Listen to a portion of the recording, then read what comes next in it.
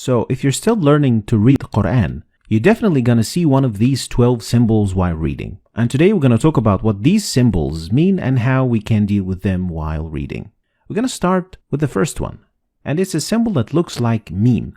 And it means you must stop while reading. Otherwise, the meaning of the ayah or the verse will change. So in this example, you should stop at the symbol by reading إنما يستجيب الذين يسمعون والموتى يبعثهم الله ثم إليه يرجعون. So we have to stop at the symbol of meme. Next is the symbol of la, and it is the exact opposite, which means you can't stop. Like in this example.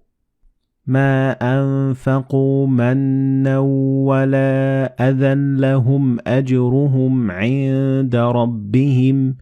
So you can't stop here, and especially you can't start reading from after the sign. The three-dotted symbol means you can't stop at either of them, but you have to stop at one and not the other.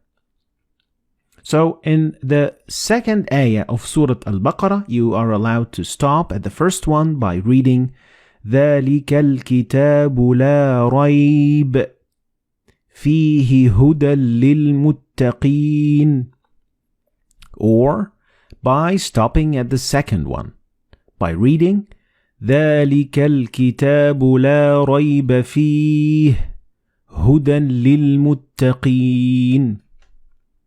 Next is the symbol that looks like the word sil, and it means you better keep going. You could basically compare it to 70% go, 30% don't go, and it means that it is better to keep reading. Like in the example, كَلَّا لَيُنبَذَنَّ فِي الْحُطَمَةِ.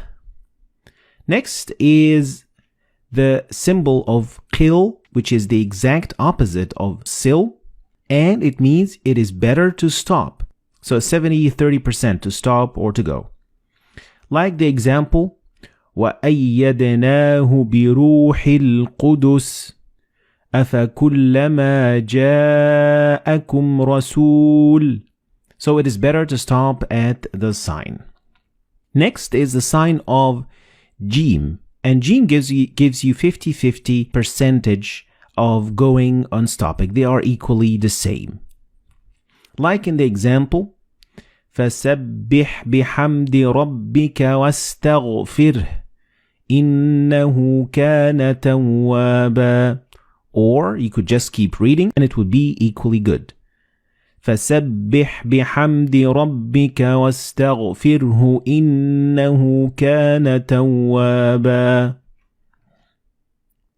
Now let's talk about the other 6 symbols. And the first one is a symbol that means sujud or prostration. And in total there are 15 of this sign. And each time you see it and after you read the verse, you have to do sujud. So after reading the ayah, you will prostrate for God. Next, the sign that looks like meme looks a little bit different than the other meme. So make sure you can distinguish between them because they mean 2 different things. And this meme appears in the middle of the word. So the noon and ba, when they follow one another in the same word, you don't pronounce noon or ba, but you pronounce meme. Like in this example, you read كَلَّا لَيُنبَذَنَّ فِي الْحُطَمَةِ. So the noon and ba, they will be assimilated together and you will pronounce them as meme. Next, this small sign that looks like alif, it is actually an alif and it is found so many times and it's used so many times in the Quran, and it means that this letter contains an alif of the long vowel. So you would read ثم استوى إلى السماء فسواهن سبع سماوات. So these symbols all mean that there is an alif right there. Next, the small sin means a small or a very little pause. doesn't mean that you're going to have to stop and take a breath. No, it means that you're going to stop very momentarily for like half a second and then continue reading. And this example shows what I'm talking about, and you should read it like that.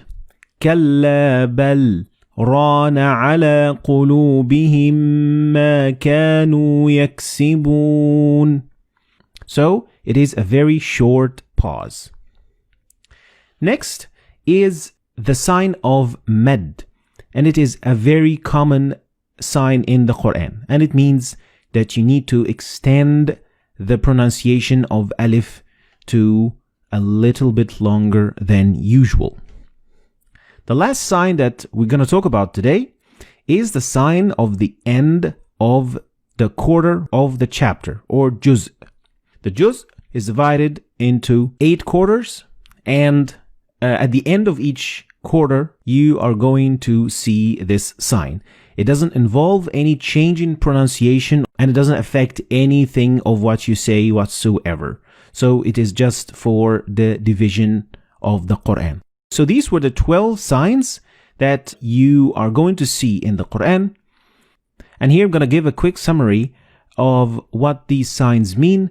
Try to remember them, and of course the best way to learn them is by reading a lot of Quran, because practice makes perfect. So this, ladies and gentlemen, is going to be the end of today's lesson. I hope you've learned anything new today. If you did, like and share the video for other people to learn from it. And I'll see you next lesson.